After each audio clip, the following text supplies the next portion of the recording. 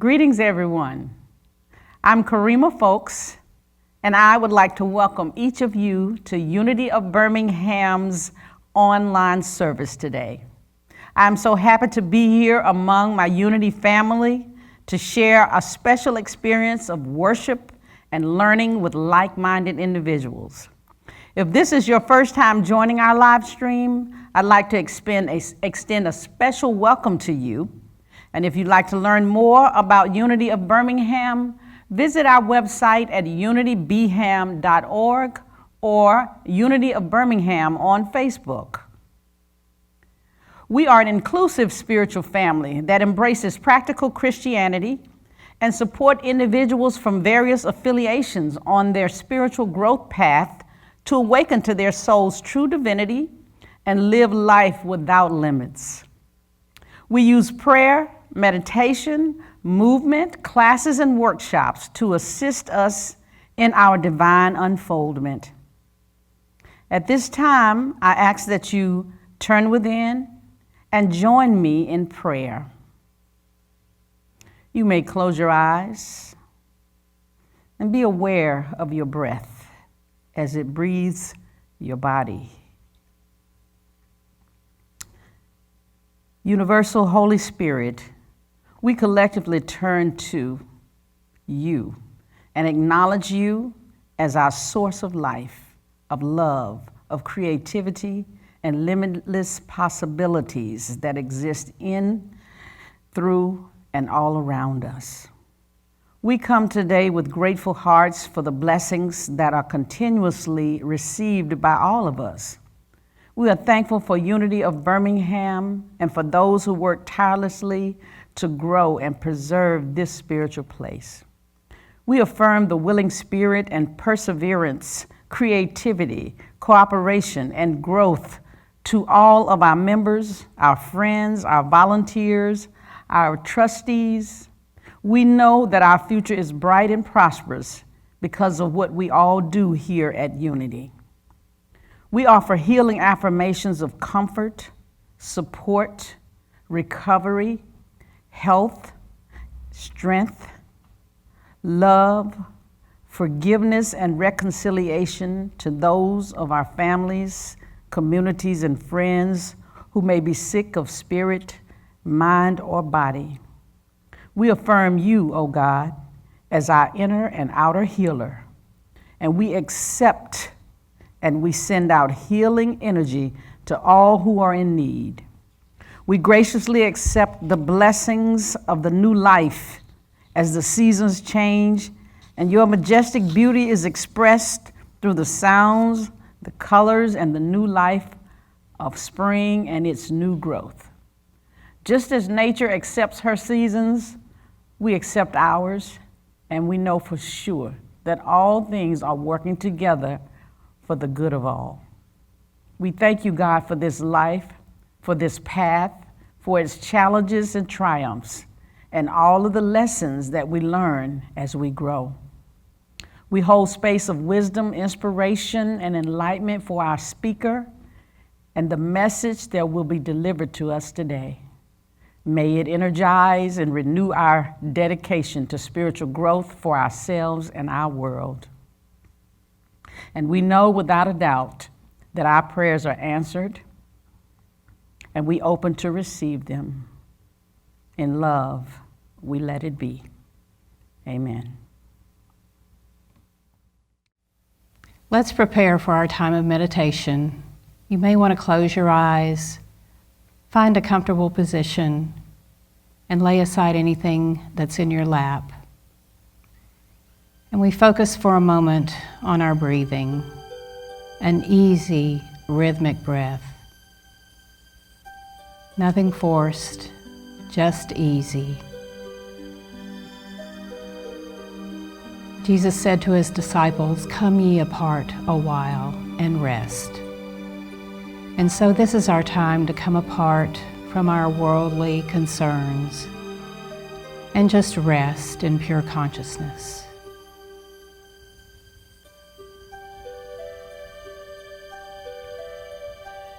You may want to lay aside anything that's in your mind, anything in the past any resentments, regrets, just lay them aside. You may want to lay aside anything that's in the future, any fears, any hopes and dreams, any plans. Lay them aside just for now. And we enter deeply into the present moment. We are here and now. And as we relax even more deeply into this now moment, we realize that right here, right now, everything is perfect. There is no fear, there is no regret, there's only now. And as we breathe, we bring our awareness to our heart center. You may even want to place your hands on your heart and feel the love that's there. This is who we truly are, this deep, abiding love. And as we focus on our heart, we begin to see and feel a light glowing there. The light of God. Jesus said, "You are the light of the world." And this is our light. And as we focus on the light, we feel it glowing, warm, radiant, and it begins to expand beyond our heart. This light that we are expands until it fills the entire room. And we feel ourselves glowing with the light. We are the light.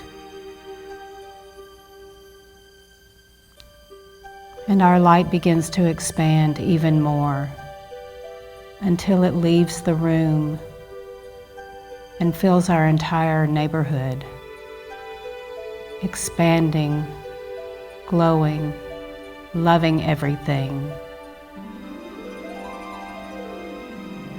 And as we continue to breathe, our light expands even further until it fills our city, our state, our country,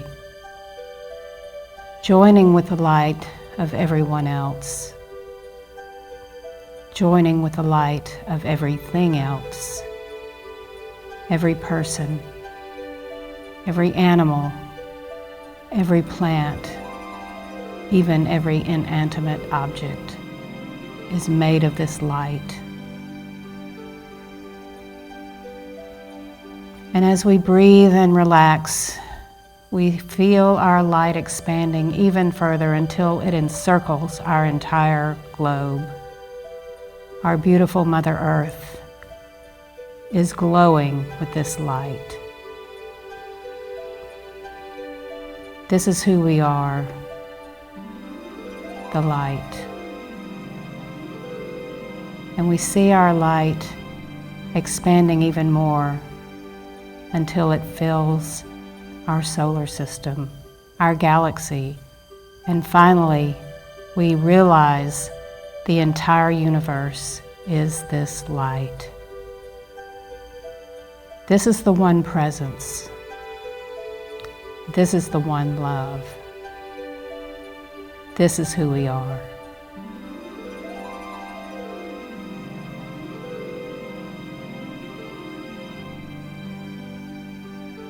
And as we come to the realization that we are this light, we take a moment and we rest in the silence.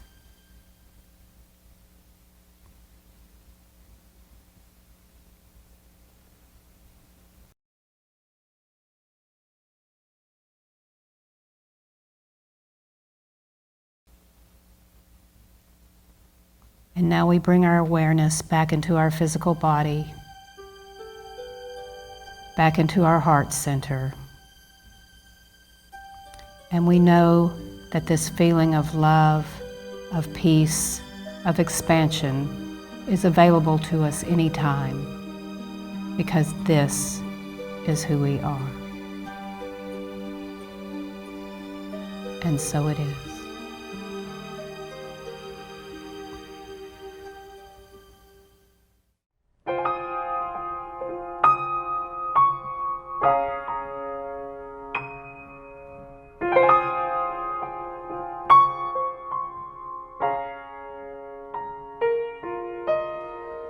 Have you taken the time today to be silent? Have you taken the time to go inside? Close your mind to the endless noise of a restless world, and find the place where the spirit true resides. Now if you steal yourself for a moment, be peaceful and calm. A voice will speak if you listen, hear the most holy one. In the quiet contemplation, life is an endless meditation. In the quiet supplication, life is an endless meditation. Have you taken the time today to be thankful? Have you taken the time to say a prayer? So I come unto you, Lord, with an open heart. I'm forever grateful that you care. In the quiet of a sacred place, all who listen will hear. In communion born of a spirit, softly and clear. In the quiet contemplation, life is an endless meditation. In the quiet contemplation, life is an endless meditation. In the quiet complication, life is an endless meditation. In the quiet supplication, life is an endless meditation.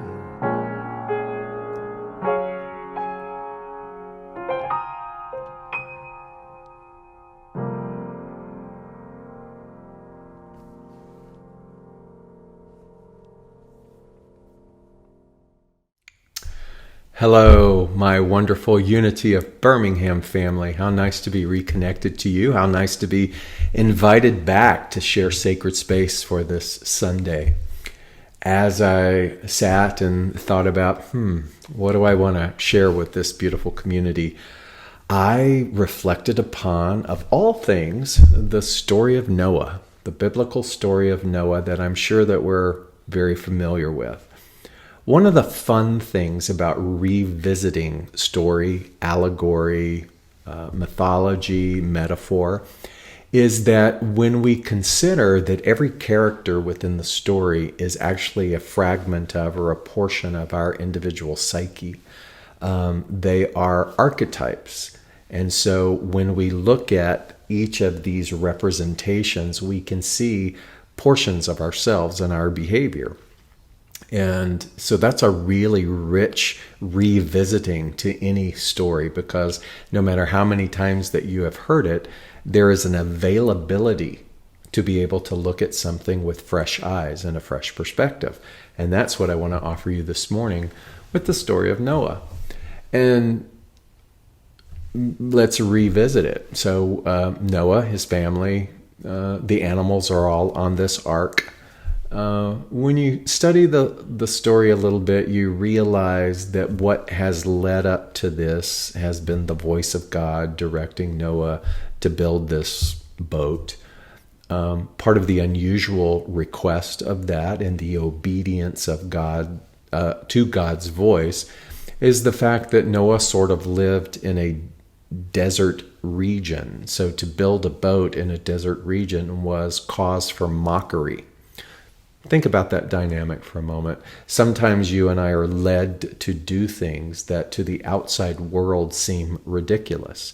Sometimes you are given a seed of inspiration, of creativity, of direction, of vision, which oftentimes is met by derision from the outside world. People who, for whatever reason, have ceased their dreaming and their vision because of their own personal history or story or circumstance. And so it's very easy for us to sort of be the cautionary voice to other people and actually can halt or hinder their dreams. And so not only was Noah experiencing that with the people around him, but they were mocking him. And but he held fast to the vision. So think about that just as the central underlying theme of this, that regardless of external opinion, he proceeded.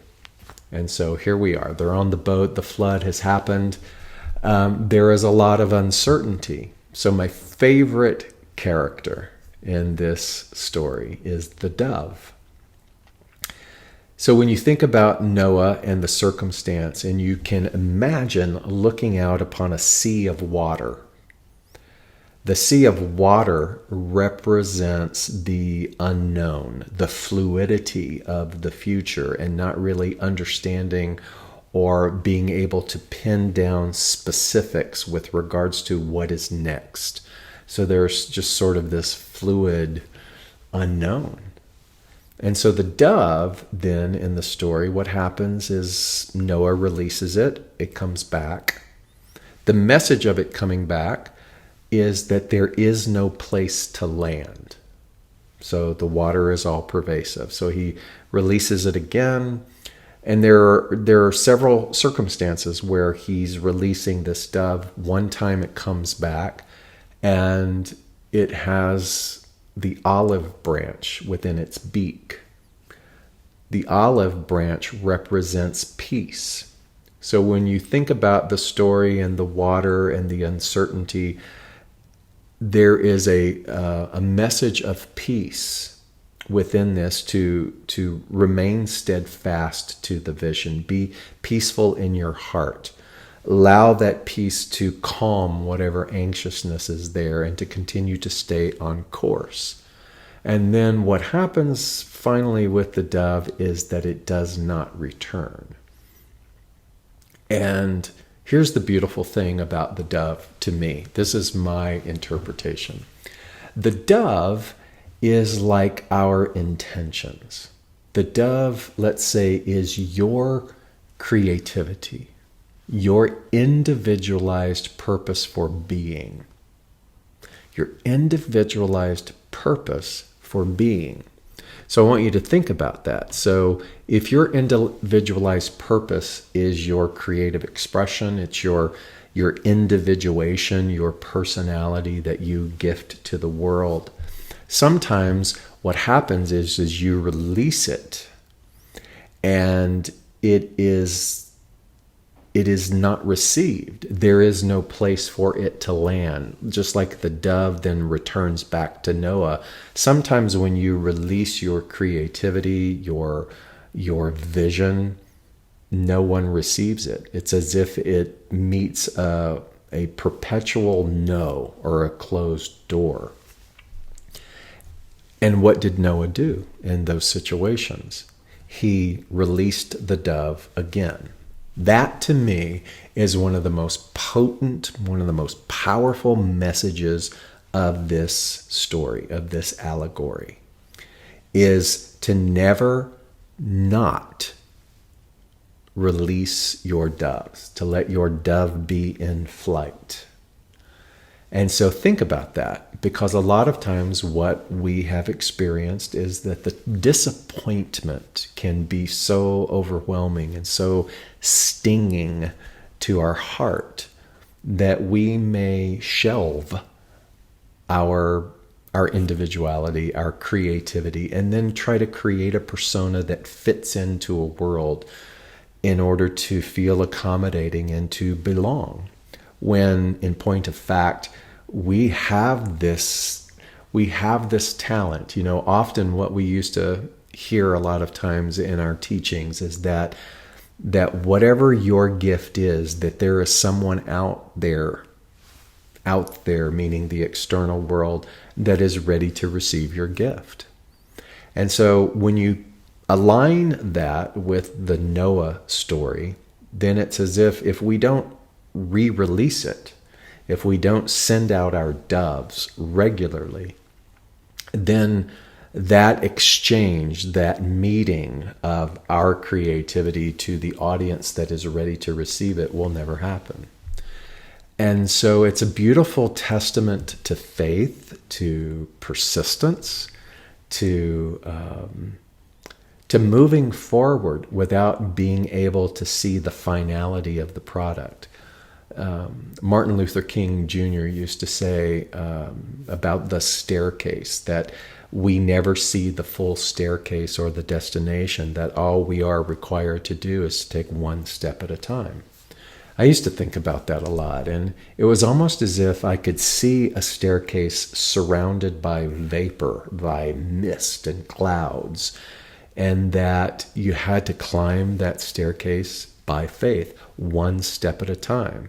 And each time that you took a step, it was as if the vapor or the mist would clear a little bit, not entirety, but for the next step, and the next step, and the next step. And to me, that's kind of what Noah did. That he didn't have a final answer. He didn't know when the flood waters or the metaphor of the flood is a massive cleansing. He didn't know what the final product or the final date of the reparation of that cleansing would happen, but he knew that he had to keep sending out the dove. Think about how relevant that is to you and I, not just personally, but collectively. Because we have had our own sort of consciousness cleansing. The whole planet has.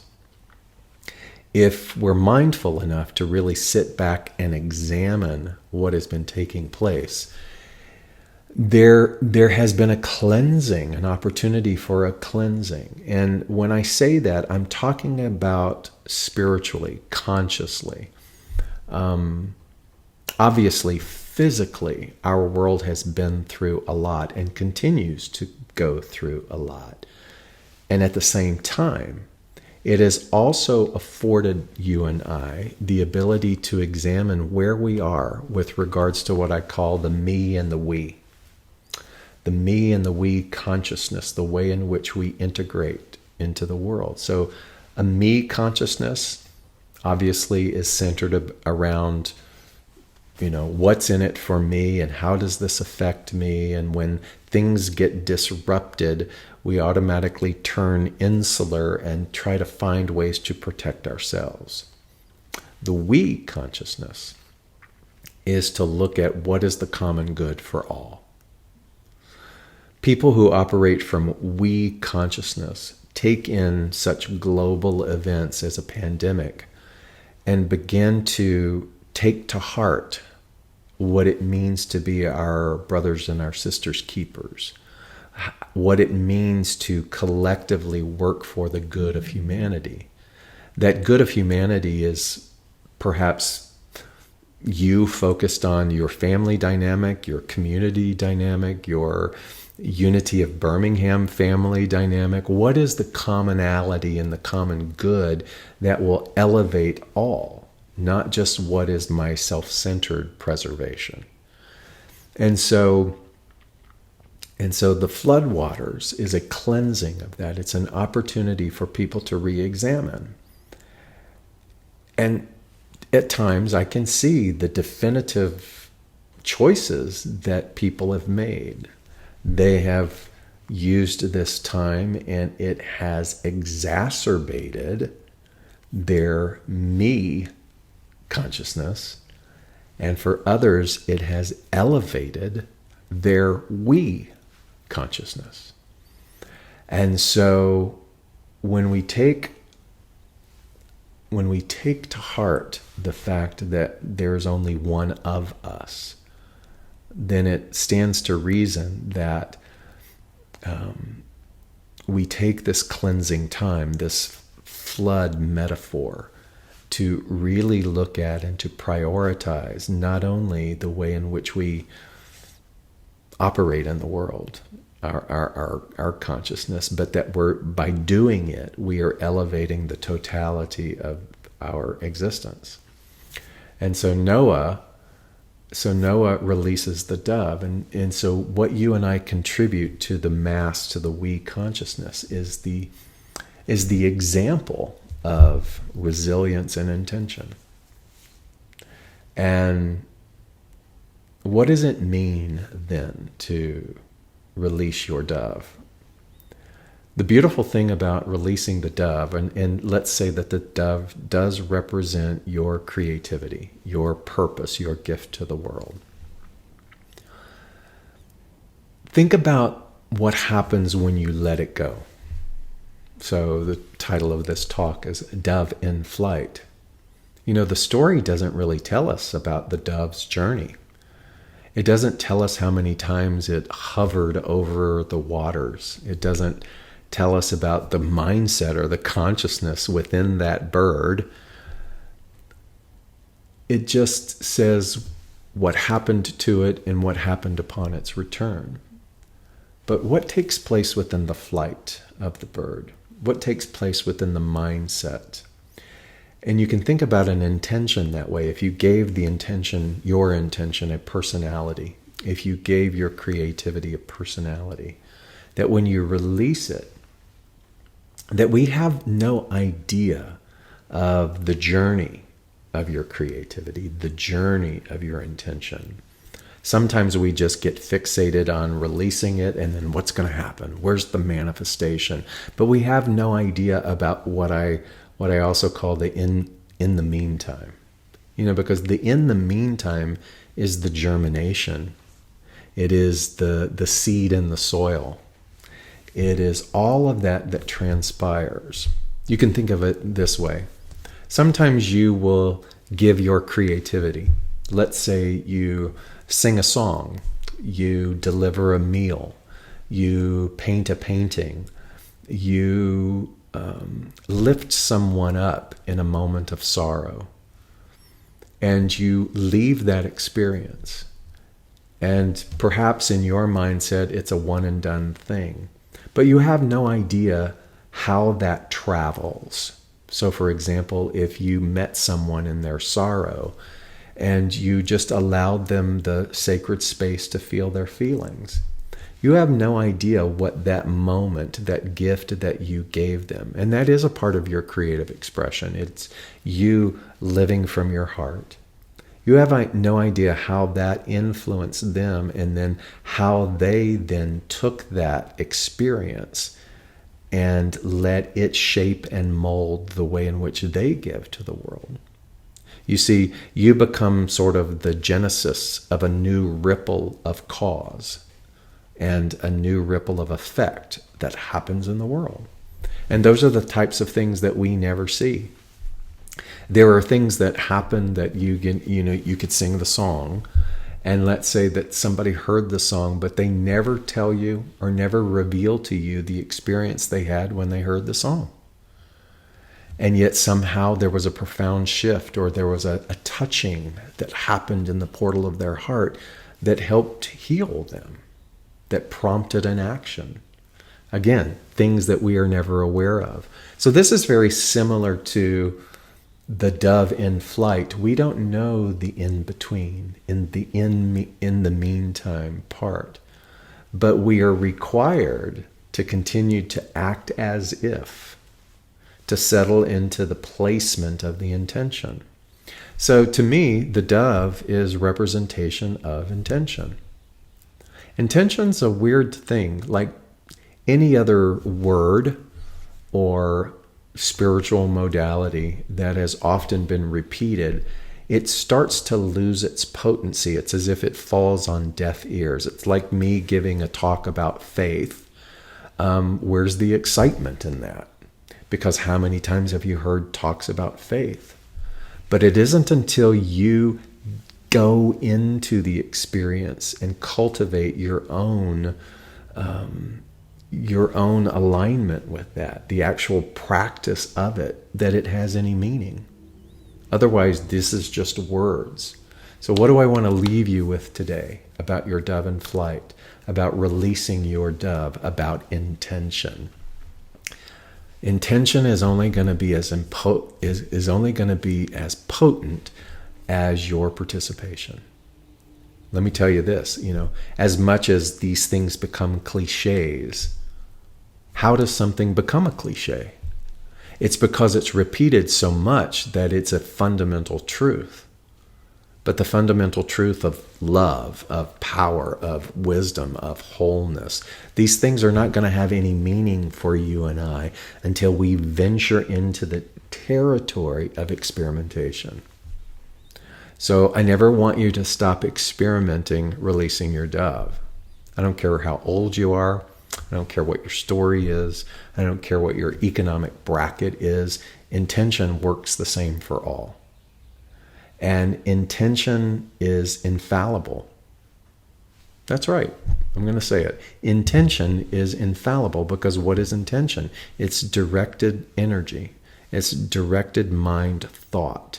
It's the whole basis of our philosophy, of New Thought teachings. It's that you and I have the power to creatively direct thought through the power of choice. So intention is nothing more than that. That's never going to grow old. It's never going to not work. It's never not going to be out of style. It's really what's on us with regards to our relationship and our use of it. So intention, the releasing of the dove, can be re-energized over and over and over again. So what are you going to do with that? So how can I encourage and inspire you to not give up, to remember the potency and the power that is within you, to encourage you to look around and to take into account the flood, the cleansing that has transpired, and to use that to your advantage as an opportunity to start fresh in your spiritual practice, in your perception of the world, that everything is not as it appears. That the use of intention will bring about, I'm going to say it again, will bring about a change. Will bring about a change that is in alignment with the degree of your intention. So we need to release some doves. We need to release some doves regularly, every single day, knowing that the flight of that dove is none of our business. Our only business is to release it. Release your creativity. Release your vision. Cling lightly to the release. Don't hold on to it. Don't try to manufacture the way that it needs to look. Become unattached to the how.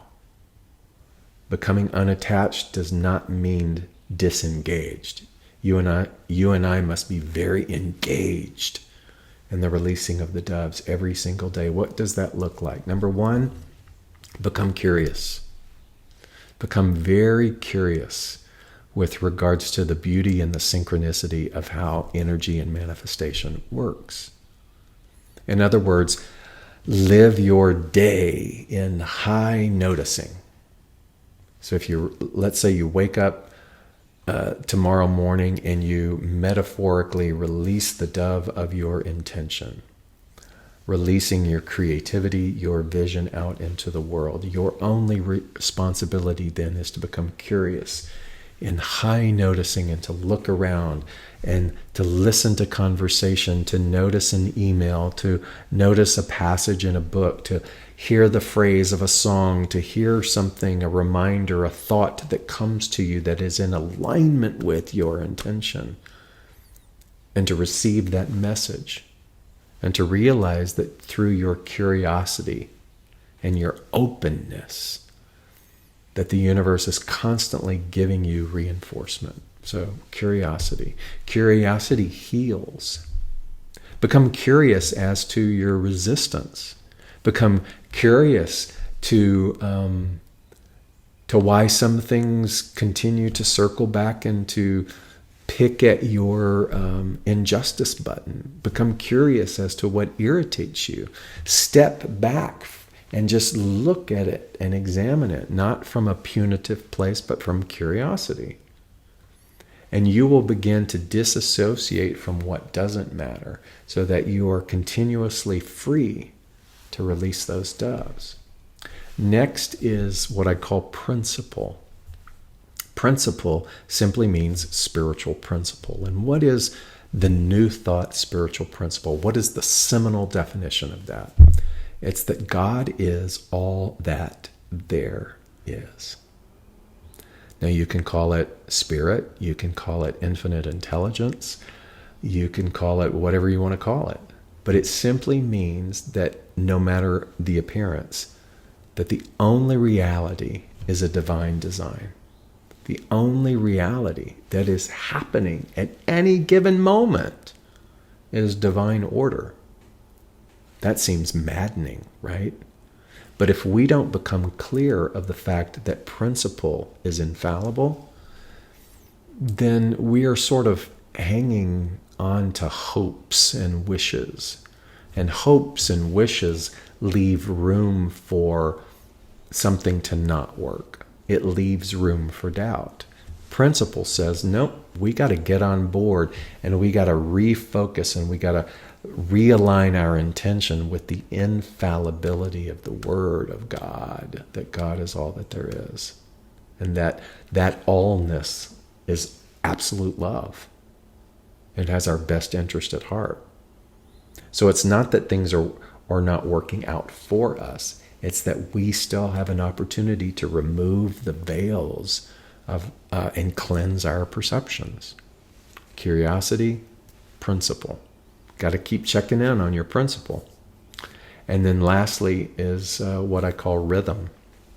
You know, in the Kabbalion, there's all of these sets of fundamental principles, and one of them is the principle of rhythm that simply says there's an ebb and a flow to everything in the physical world. All you have to do is look at nature. Right now, nature's in the flow. Man, things are blooming, and there is a rebirth, a bursting forth of green and blossoms and pollen. All of those kinds of things, but it's something that we take for granted. We don't question whether or not spring is going to come. So if spring is representative of flow, then we have an experience that there is this season called winter where it appears as though there is an ebb. So all things have that. All things have the appearance of an ebb and a flow, and yet life exists in both arenas. So the principle of rhythm says, where is your faith? Where is your intention? Where is the release of the dove in those moments of ebb? So you see what we're getting at here? So I want you to find joy and love and reverence once again in the release of your dove. To use the story of Noah, to use your curiosity, to use the relationship with principle and with rhythm.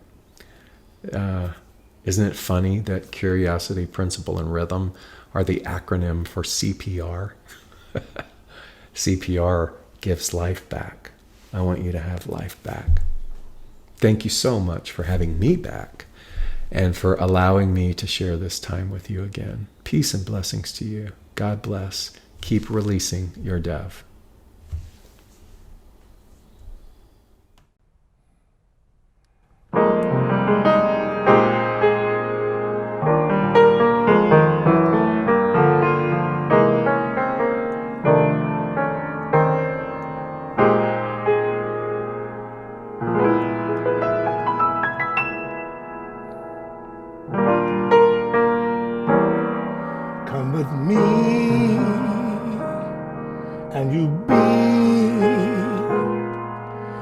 world of pure imagination. Take a look and you see into your imagination. We'll begin with a spin, traveling in a world of all creation. What we'll see will defy explanation. If you want to view paradise, simply look around and view it. Anything you want to do, do it. If you want to change the world, there's nothing to it. There is no life I know to compare with pure imagination. Living there, you be free if you truly wish to be.